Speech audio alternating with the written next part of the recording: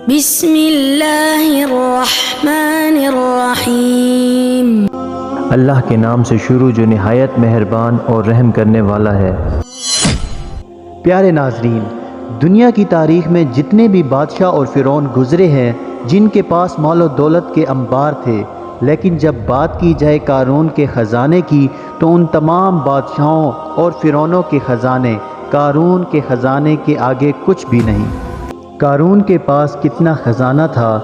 اس کا اندازہ اس بات سے لگایا جا سکتا ہے کہ اگر آج کے دور میں دنیا کی تمام مال و دولت کو اکٹھا کر دیا جائے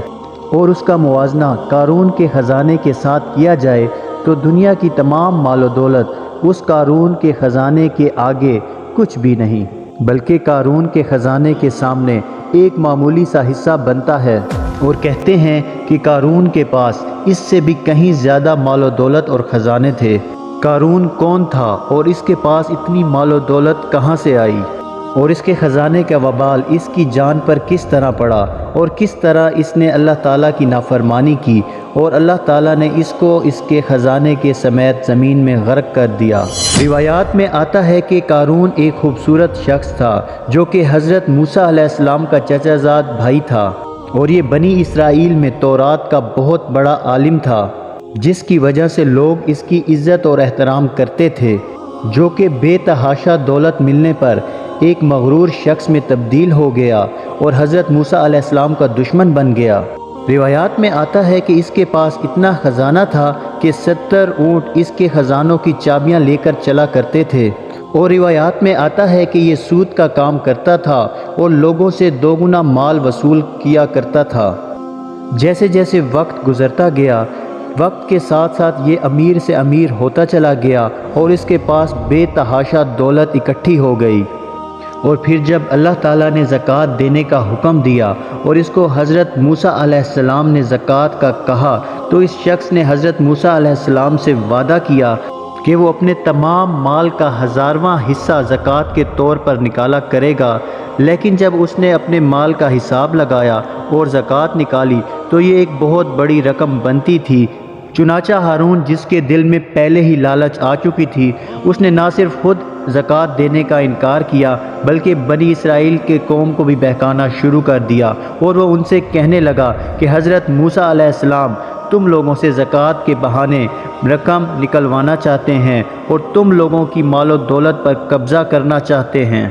اس طرح اس بدبخت نے بنی اسرائیل کی قوم کو حضرت موسیٰ علیہ السلام کے خلاف بھڑکانا شروع کر دیا، اور لوگوں کو حضرت موسیٰ علیہ السلام سے دور کرنے کے لیے اس شخص نے یہ چال بھی چلی کہ ایک عورت کو اس نے ایک کثیر رقم دی اور اس کو اس بات پر آمادہ کیا کہ وہ حضرت موسیٰ علیہ السلام پر بدکاری کا الزام لگائے۔ ایک دن جب حضرت موسیٰ علیہ السلام لوگوں سے خطاب فرما رہے تھے تو اس شخص نے حضرت موسیٰ علیہ السلام کو ٹوکا اور آپ سے کہنے لگا کہ آپ نے فلاں عورت کے ساتھ بدکاری کی ہے۔ تو حضرت موسیٰ علیہ السلام نے کہا کہ اس عورت کو میرے سامنے لے آؤ۔ چنانچہ جب اس عورت کو حضرت موسیٰ علیہ السلام کے سامنے پیش کیا گیا تو حضرت موسیٰ علیہ السلام نے اس عورت سے ارشاد فرمایا کہ اے عورت، تجھے اس پاک ذات کی قسم جس نے بنی اسرائیل کے لیے دریا سے 2 رستے نکال دیے اور بنی اسرائیل کو عافیت اور سلامتی کے ساتھ دریا سے پار کرایا اور فرعون سے نجات دی، سچ سچ بتا کہ واقعہ کیا ہے۔ حضرت موسیٰ علیہ السلام کے جلال کی وجہ سے وہ عورت تھر تھر کانپنے لگی اور وہ سب کے سامنے بول اٹھی کہ اے اللہ کے نبی، مجھے قارون نے بہت وسیع رقم دے کر آپ پر بہتان لگانے کے لیے آمادہ کیا ہے۔ اور اس وقت حضرت موسیٰ علیہ السلام کی آنکھوں میں آنسو آ گئے اور وہ سجدے میں گر گئے اور اللہ تعالیٰ سے دعا فرمانے لگے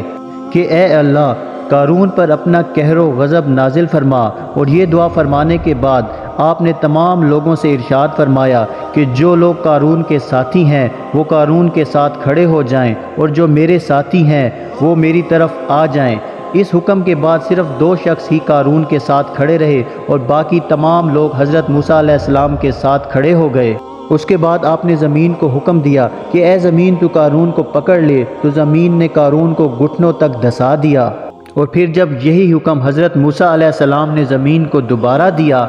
تو قارون کمر تک زمین کے اندر دھنس گیا۔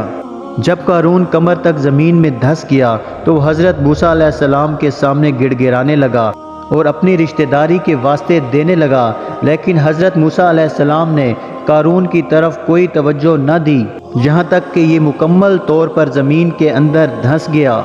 تو اس وقت وہ دو شخص جو قارون کے ساتھ کھڑے تھے وہ تمام لوگوں سے کہنے لگے کہ حضرت موسیٰ علیہ السلام نے قارون کو اس لیے زمین کے اندر دفن کیا ہے کہ وہ قارون کے تمام خزانوں پر قبضہ کر سکیں اور اس کے مالک بن جائیں۔ تو اس وقت حضرت موسیٰ علیہ السلام نے اللہ تعالیٰ سے دعا کی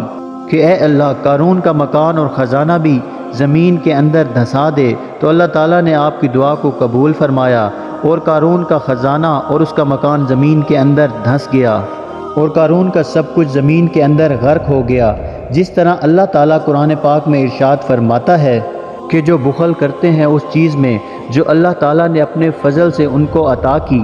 ہرگز اس کو اپنے لیے اچھا نہ سمجھیں بلکہ وہ ان کے لیے برا ہے۔ ان قریب وہ جس میں بخل کیا کرتے تھے قیامت کے روز ان کے گلے کا توق ہوگا، اور اللہ ہی تمام زمین و آسمان کا وارث ہے، اور اللہ تعالیٰ تمہارے کاموں سے خبردار ہے۔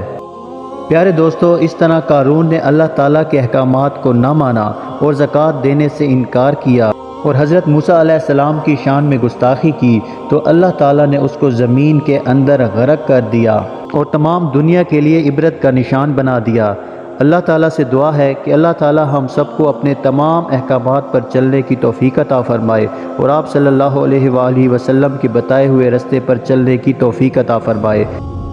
ویڈیو اچھی لگے تو چینل کو ضرور سبسکرائب کریں۔ جزاک اللہ۔